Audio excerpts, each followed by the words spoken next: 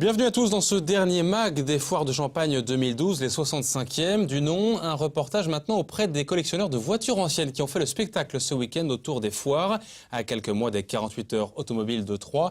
Une animation insolite et qui a pimenté l'animation commerciale de ces 2 derniers jours et qui en tout cas séduit le public troyen, dont Cyril Tavernet.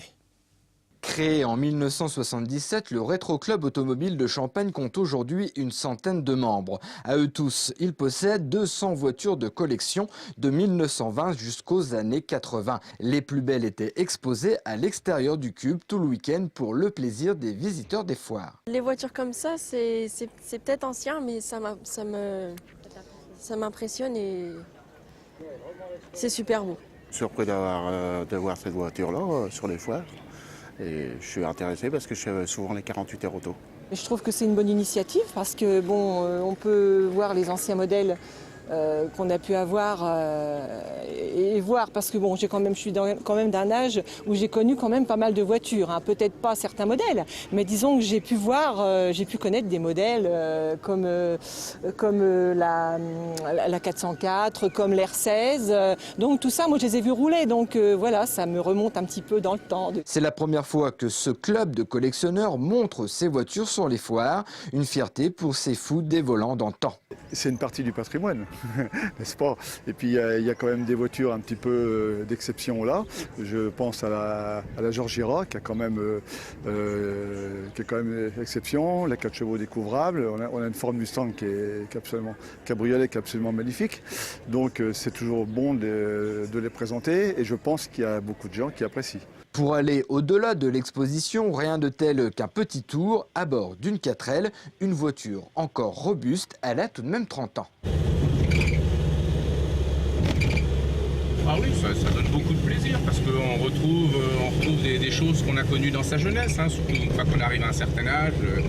C'est vrai qu'on a un petit peu la nostalgie de sa jeunesse et de tout ce que ça représente. C'est vrai que ça donne un tas de souvenirs familiaux, etc. Et c'est vrai que c'est très agréable. Grâce à cet événement, ce week-end, le Rétro Club espère que la jeune génération de collectionneurs monte à bord et emprunte la même route que lui. Il faut tout de même compter entre 2 000 et 130 000 euros pour une voiture de collection. Mais la passion n'a pas le prix, on le sait bien. Et puis comme chaque année au moment du rangement et de la fermeture des portes sur les foires, on scrute le bilan, même si les chiffres de la fréquentation ne sont pas encore connus. C'est une question de jour. Le nombre de visiteurs, 57 000 l'an dernier, et bien sûr dans toutes les têtes. Alors les commerçants, eux, sont mitigés cette année, même si leur chiffre d'affaires n'est pas forcément lié à la circulation dans les allées des foires. Côté organisateur, on pointe d'abord ce qui a fonctionné. Bilan en images avec Cyril Tavernet et Martial Roche. Les foires de Champagne 2012 viennent de fermer leurs portes. C'est l'heure du rangement et des premiers bilans. Si les chiffres ne sont pas encore tombés, quelques tendances se dégagent. Ce qui est surprenant, c'est qu'effectivement, il y a beaucoup de gens qui viennent le soir, assez peu qui viennent dans la journée. Donc ça, c'est quelque chose qu'il faut qu'on analyse. On devrait finir globalement à peu près la même chose sur ce qu'on avait fait l'année dernière, peut-être plus. Vous savez, c'est très difficile de savoir, hein. Satisfecit pour les animations, les avions de chasse de l'armée de l'air ou les spécialités de Belgique ont trouvé leur public. Et avec un programme musical relevé, les soirées de la foire ont été réussies. Tous les partenaires qui ont joué le jeu, que ce soit l'armée, la Belgique, les concerts, le monde agricole, enfin tout le monde est globalement satisfait de cette foire. Les journées, en revanche, ont fait un peu plus grise mine avec une fréquentation visiblement à la baisse. Si les simulateurs de vol ont fait le plein, les commerçants ont parfois eu le temps de s'ennuyer. Ils nous ont coupé un peu l'herbe sous le pied.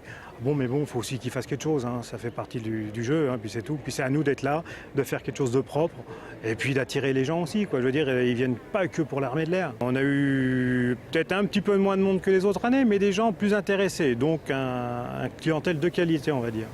Après, bon, reste à conclure les affaires et puis on va voir comment ça va se passer. Il venait pour quelque chose de bien précis et venait tout de suite, il savait vraiment ce qu'il voulait, voilà. Hein, très intéressé. Pas de débâcle commercial pour ces foires, donc ce sont plutôt les visiteurs curieux qui ont fait défaut. Il faut dire que la météo clémente a peut-être paradoxalement joué en défaveur des forains. Je pense que l'arrivée subite du beau temps en début de semaine dernière, après une forte saison de pluie, je pense que tout le monde souhaitait surtout rester chez soi, s'occuper de son jardin qui avait dû pousser très fort. Les clients potentiels sont donc toujours au rendez-vous. La famille Regnault propose ses motoculteurs sur les foires depuis 40 ans. Cette rencontre annuelle avec la clientèle est primordiale pour l'entreprise. Au niveau du chiffre d'affaires, pourcentage sur l'année, ça fait 20%. Le bilan des foires 2012 reste donc à chiffrer. Un an de réflexion devrait suivre avant de savoir si l'édition 2013 suit la même formule. Et on devrait connaître le bilan chiffré de ces foires mercredi. C'est donc la fin de ce MAC des foires de Champagne 2012. Merci de votre fidélité tout au long de ces 10 jours de foire. Rendez-vous bien sûr l'année prochaine pour la 66e édition. À très bientôt.